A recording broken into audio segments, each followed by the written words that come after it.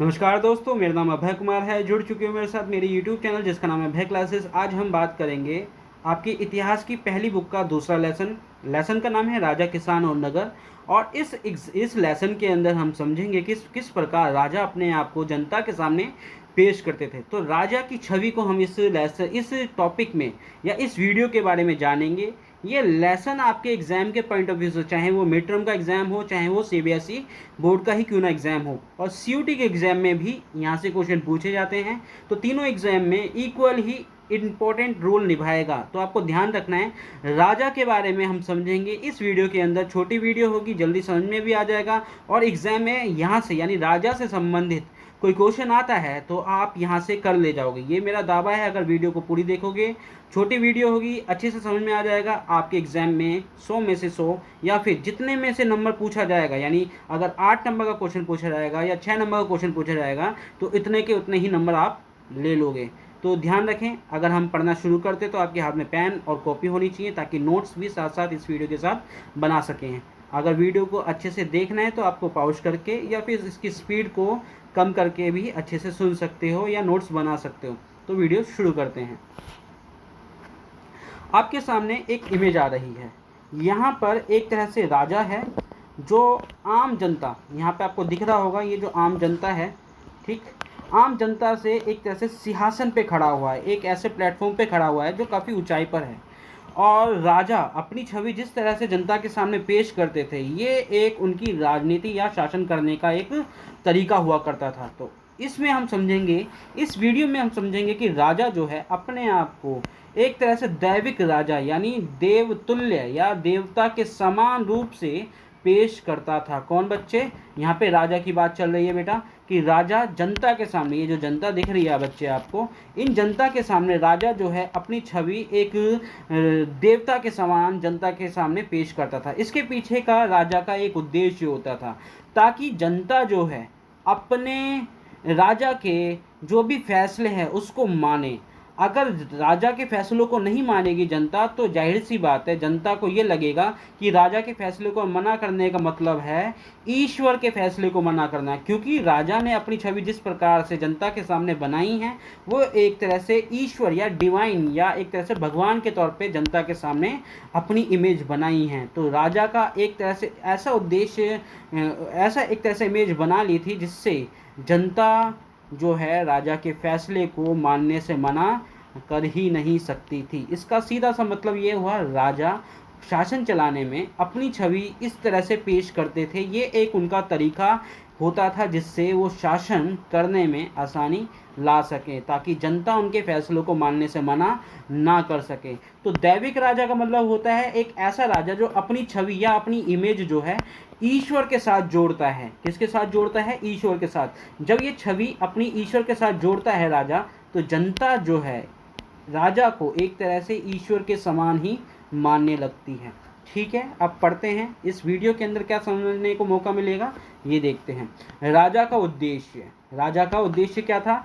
अपने को सामान्य मनुष्य से ऊंचा और देवताओं जैसा दिखाना। मैंने अभी आपको यही बताने की कोशिश की है कि सामान्य मनुष्य से अपने आप को राजा जब अपना ऊपर दिखाएगा, सामान्य मनुष्य से अपनी पोजीशन अगर ऊपर दिखाएगा तो जाहिर सी बात है राजा को अपनी स्थिति देवता के समान बनानी पड़ती थी, ताकि जनता के मन में ये आ सके कि राजा जो है वो देवता के ही समान है। तो ये राजा का अपना उद्देश्य होता था। और साथ साथ हम ये भी समझ सकते हैं कि राजा का ये शासन करने का अपना तरीका भी होता था। तो इसलिए हम ये देख समझ पाए हैं अभी तक कि दैविक राजा के अंदर राजा जो है अपनी स्थिति जो है ईश्वर के समान क्यों पेश करते थे, ताकि वे शासन अच्छे से चला सकें और राजा के फैसलों को कोई इनकार ना कर सके। अगर कोई व्यक्ति या प्रजा राजा के फैसलों को नहीं मानेगी तो जाहिर सी बात है ये ईश्वर के फैसलों को ना मानने जैसा होगा। तो इसलिए जनता के मन में ये डर लगा रहता था कि अगर हमने राजा के फैसलों को नहीं माना तो ये ईश्वर के फैसले के खिलाफ हो जाएगा। तो इसलिए जनता भी राजा के फैसलों को मानती थी। तो ये इसके पीछे का एक बेसिक कॉन्सेप्ट हुआ करता था। राजा बड़ी चतुराई से शासन करते थे और ये उनके शासन करने का, राजाओं के शासन करने का एक महत्वपूर्ण तरीका हुआ करता था। अब उसका उद्देश्य क्या है, राजा का उद्देश्य समझ में आ गया। उद्देश्य सामान्य जनता की नज़र में अपनी उच्च स्थिति यानी हाई स्टेटस, एक हाई पोजीशन या दैविक शक्ति यानी एक तरह से भगवान के समान स्थापित करना है, ताकि जनता राजा के सामने कोई चैलेंज ना कर सके। ठीक है, यहाँ पे बात समझ में आ गई। आगे पढ़ते हैं। अब यहाँ पे हम कुछ ऐसे शासकों के बारे में पढ़ेंगे जो अपने आप को वाकई में राजा के समान पेश करते थे। उनमें से एक है कुषाण शासक। कुषाण शासक, ये कुषाण शासक अपने आप को देवता के तुल्य यानी स्वयं को देवतुल्य मानते थे और ये दिखाने की कोशिश करते थे, देखो हम ईश्वर के समान हैं, देवता के तुल्य है, और जनता जो है राजा को ईश्वरीय नज़रों से देखेगी, ना कि एक सामान्य राजा के तौर पे।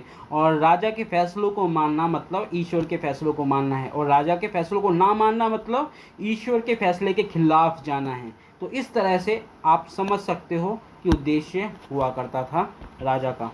ठीक है, स्वयं को देवतुल्य बनाना। देवपुत्र उपाधि ली थी कुषाण शासकों ने। ये बड़ा इंपॉर्टेंट है कि देवपुत्र की उपाधि किसने ली थी, कुषाण शासकों ने ली थी। जबकि अगर हम बात करते हैं, चीनी शासक भी स्वर्गपुत्र कहलाते थे। यानी अगर हम बात करते हैं कि भाई ये जो कुषाण शासक हैं, इन्होंने कहाँ से प्रेरणा ली कि भाई हमें भी अपने आप को देवता के समान पेश करना है, तो आप समझ सकते हो कि चीनी शासकों से कुषाण शासकों ने एक तरह से प्रेरणा ली। चीनी शासक अपने आप को स्वर्गपुत्र कहते थे, जबकि यहाँ पर हम देख रहे हैं कुषाण शासक अपने आप को देवपुत्र कह रहे हैं। ये एक बेसिक सी चीज़ें हैं, आपको समझ में आनी चाहिए। 1 नंबर के क्वेश्चन से लेकर 6 नंबर के क्वेश्चन में पूछा जाता है। आपको हर क्वेश्चन के लिए तैयार रहना पड़ेगा, बारीकियों को ध्यान में रखना पड़ेगा। आगे बढ़ते हैं। अब यहाँ पे ये बोल रहा है, पहला समझ में आ गया आपको, कुषाण शासक। पहले तो ये समझ ले, मैं वहाँ पे चौथे पे पहुँच गया। पहले आपको ये समझना पड़ेगा कि पहले से कि कुषाण साम्राज्य मध्य एशिया से पश्चिमोत्तर भारत तक फैला हुआ है।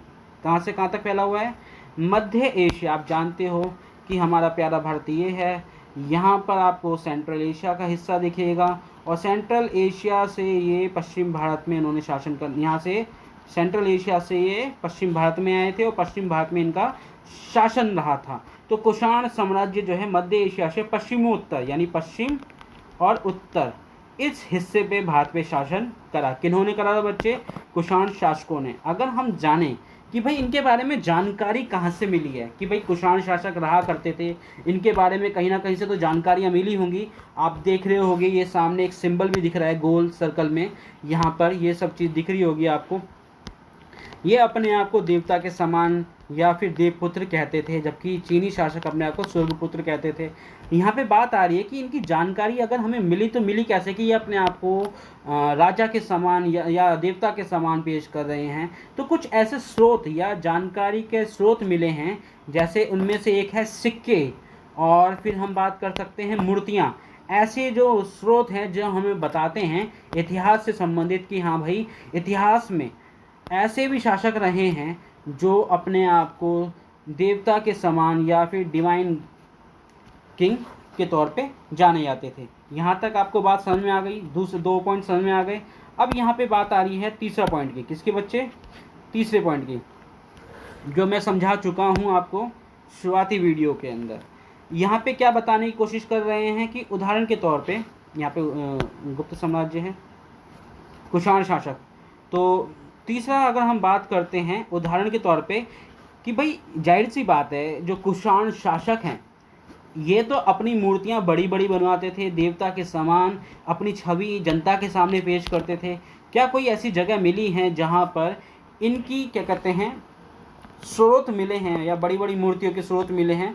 तो आप कह सकते हो एक जगह है मथुरा, जो कि यूपी के अंदर है। कहाँ पर है बच्चे, तीसरा पॉइंट देखिए बच्चे, उदाहरण के तौर पे जो तीसरा पॉइंट है मथुरा, और दूसरा है अफगानिस्तान।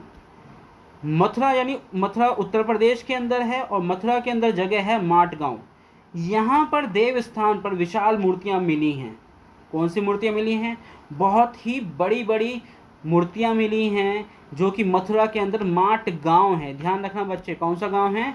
माट गांव है। यहाँ पे बड़ी बड़ी मूर्तियाँ बनी हैं, जो कि माट गांव के देव स्थान पर विशाल मूर्तियाँ पाई गई हैं। ये विशाल का मतलब बड़ी बड़ी ऊंची ऊंची विशाल मूर्तियाँ पाई गई हैं। उसी प्रकार दूसरी जगह है अफगानिस्तान।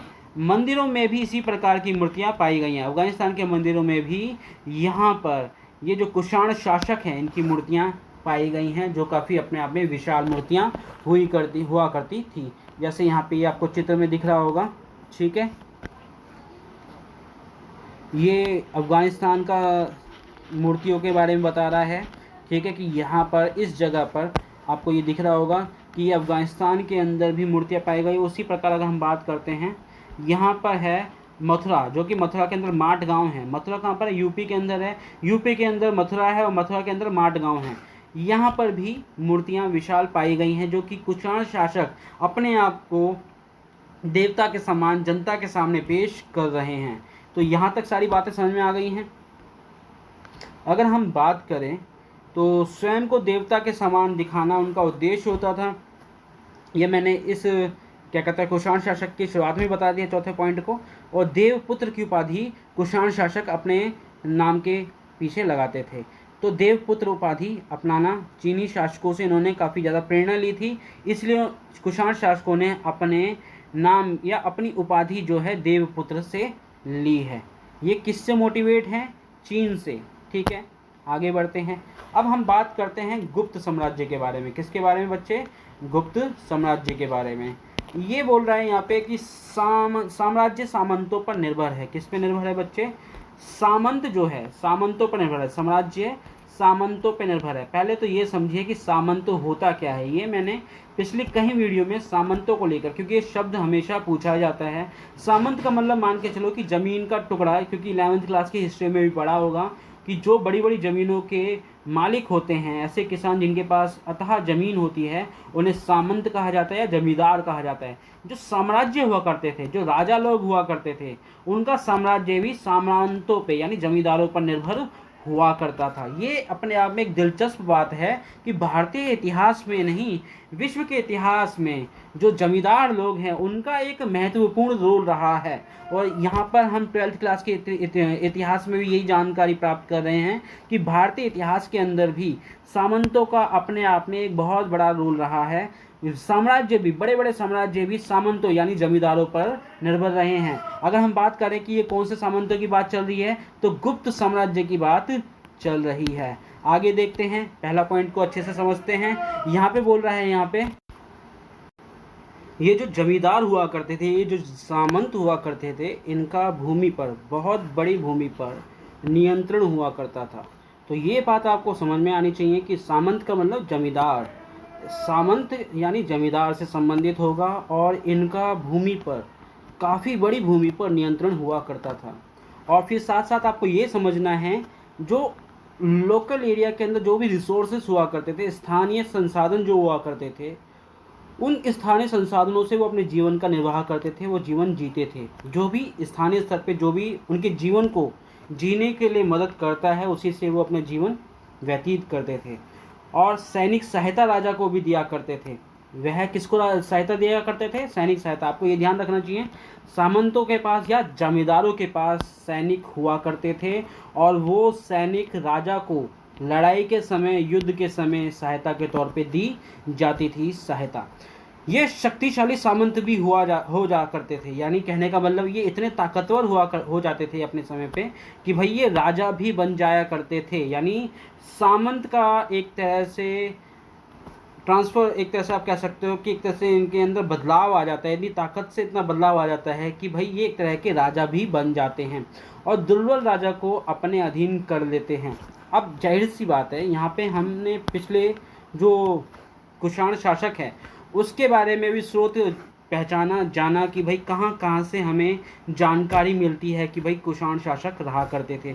उसी प्रकार इसमें भी ये समझ में आएगा कि भाई कहाँ कहाँ से स्रोत मिले हैं, जिससे हमें पता चलता है कि शासक जो गुप्त साम्राज्य है रहा करते थे। साहित्य यानी साहित्यों से पता चलता है, सिक्कों से पता चलता है, अभिलेखों से पता चलता है। प्रशस्तियाँ, ये इम्पोर्टेंट है, ये इसको ध्यान में रखना। प्रशस्तियों से काफ़ी ज़्यादा पता चलता है कि हाँ भाई गुप्त साम्राज्य के अंदर यहाँ पे प्रशस्तियाँ लिखी जाती थी। प्रशस्ति का मतलब होता है जो प्रशंसा में लिखा जाता है। प्रशंसा का मतलब कि जो राजा है उसकी प्रशंसा में जो राज दरबारी कवि हैं वो अपने राजा के लिए प्रशंसा में कविता लिखते थे। कवियों द्वारा लिखी गई राजाओं की प्रशंसा उसे प्रशस्तियाँ कहा जाता है, और प्रशस्तियों के बारे में अभी हम पढ़ेंगे। ठीक है, ये क्या बोल रहा है तीसरा पॉइंट के अंदर कि एक है इलाहाबाद स्तंभ अभिलेख, यानी इसे आज के समय में भी प्रयागराज बोला जाता है, और ये इससे पहले इलाहाबाद हुआ करता था।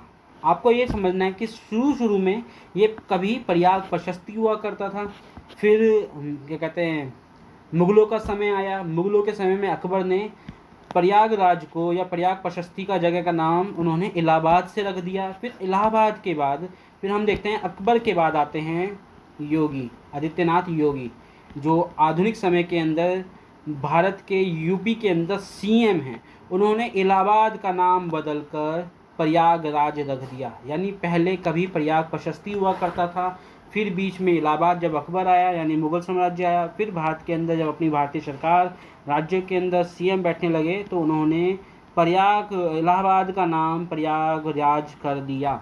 ठीक है, आपको ये समझ में आना चाहिए। अब आपको समझना क्या है कि भाई गुप्त साम्राज्य के स्रोतों के अंदर जो सबसे महत्वपूर्ण स्रोत है जो जानकारी देता है, ऐसे अभिलेख हैं जैसे उनमें से एक है प्रयाग प्रशस्ति, जिसे इलाहाबाद स्तंभ के तौर पे भी जानते थे और आज भी जानकारी लोगों के मन में है। रचयिता कौन थे प्रयाग प्रशस्ति के? ये थे हरिशेन। हरिशेन एक तरह से समुद्रगुप्त के राजकवि थे, या राजकवि का मतलब जो उनके दरबार में कवि थे वो उन्होंने यानी राजकवि यानी हरिशेन ने ये रचना लिखी थी प्रयाग प्रशस्ति। अब भाषा कौन सी थी प्रयाग प्रशस्ति में? संस्कृत भाषा का इस्तेमाल किया गया था। इसमें समुद्रगुप्त की विजय और शक्ति का वर्णन किया गया है। आप इसके बारे में पढ़ोगे तो आपको पता चलेगा कि ये एक तरह से राजा के बारे में बताया जा रहा है या फिर कोई अकल्पनीय बातें बताई जा रही हैं। जिस प्रकार से हरिशेन ने समुद्रगुप्त के बारे में प्रयाग प्रशस्ति में बताया गया है, आपको लगेगा कि या तो गप मारी जा रही है, गप्पे लगाई जा रही हैं, या फिर हरिशेन को अपनी गर्दन ज़्यादा प्यारी थी। यहाँ पे आपको ये ध्यान रखना चाहिए कि राज दरबारी जो है अपने राजा को खुश करने के लिए ये आप दिख रहा होगा, ये आपको स्तंभ दिख रहा होगा, ये कभी इलाहाबाद स्तंभ था, फिर इससे पहले ये प्रयाग प्रशस्ति हुआ करता था, फिर ये इलाहाबाद स्तंभ हो गया, फिर आज के समय में ये क्या है प्रयागराज हो गया। और इसको लिखने वाले कौन थे? प्रयाग प्रशस्ति इस स्तंभ के ऊपर किसने लिखवाया था? ये लिखवाया था हरिशेन ने, जो कि समुद्रगुप्त जो राजा क्या कहते हैं गुप्त वंश के जो शासक थे, उस गुप्त शासकों में से समुद्रगुप्त थे। और इनके राज दरबार में एक कवि रहा करते थे जिनका नाम था हरिशेन। इन्हीं के नाम से जानी जाती है इलाहाबाद स्तंभ, बीच में जानी जाती थी। सबसे पहले इसको प्रयाग प्रशस्ति से, फिर बाद में इलाहाबाद स्तंभ से, फिर बाद में हम जानते हैं कि आदित्यनाथ योगी ने इलाहाबाद का नाम बदलकर प्रयाग प्रशस्ति रख दिया गया है। तो आपको कुल मिलाकर मोटा माटी चीज़ें समझ में आ रही होगी राजा किस प्रकार से अपनी छवि आम जनता के सामने रखते थे। वो अपनी छवि जनता के सामने रखने का उनका एक उद्देश्य होता था ताकि जनता राजा की बातों को एक तरह से ईश्वर की तरह माने। ठीक, अब हम इसका निष्कर्ष निकालते हैं कि आखिर निष्कर्ष क्या निकल कर आता है। ठीक बच्चे, निष्कर्ष ये निकल कर आता है कि कुषाण और गुप्त दोनों शासक अपने आप को दैविक शक्ति से संपन्न दिखाते थे। दैविक शक्ति का मतलब ईश्वरीय शक्ति से, कि भाई हमारे पास, यानी राजा अपने आप को बोलता था कि हमारे पास तो ईश्वरीय शक्ति है और हम ईश्वरीय शक्ति से पूरी तरह से बराबर हैं, लबालब हैं। ठीक है, कुषाण जो हैं मूर्तियों और उपाधियों से अपनी छवि आम जनता के सामने रखते थे, जबकि गुप्त जो वंश था या जो गुप्त साम्राज्य था ये अपनी जो छवि है प्रशस्तियों से या अभिलेखों से आम जनता के सामने रखते थे। तो दोस्तों आज की वीडियो आपको कैसी लगी? उम्मीद करता हूँ यहाँ से अगर कोई भविष्य में क्वेश्चन पूछा जाएगा, और मुझे पता है कि यहाँ से क्वेश्चन हमेशा पूछा ही जाता है, चाहे वो मिड टर्म का एग्ज़ाम हो, चाहे वो सीबीएसई बोर्ड का एग्ज़ाम हो, चाहे फिर या सीयूईटी का एग्ज़ाम ही क्यों ना हो, यहाँ से क्वेश्चंस अगर बनेगा तो यहाँ से आप अगर वीडियो देख लिए तो पूरा क्वेश्चंस आपका क्लियर हो जाएगा, आंसर आपको समझ में आ जाएगा कि करना क्या एग्ज़ाम के अंदर, चाहे वो मिड टर्म का एग्ज़ाम हो, बोर्ड का एग्ज़ाम हो, चाहे सीयूईटी का एग्ज़ाम हो। तो दोस्तों मेरी यही कोशिश रहती है कि आपकी जो सही ऊर्जा है वो सही दिशा में लगे। एग्ज़ाम के पॉइंट ऑफ व्यू से सारी वीडियो बनाई जाती है ताकि बच्चे की सही एनर्जी सही जगह लगेगी तो उसको रिज़ल्ट भी बेहतर मिलेगा। तो दोस्तों आज के लिए इतना ही, धन्यवाद।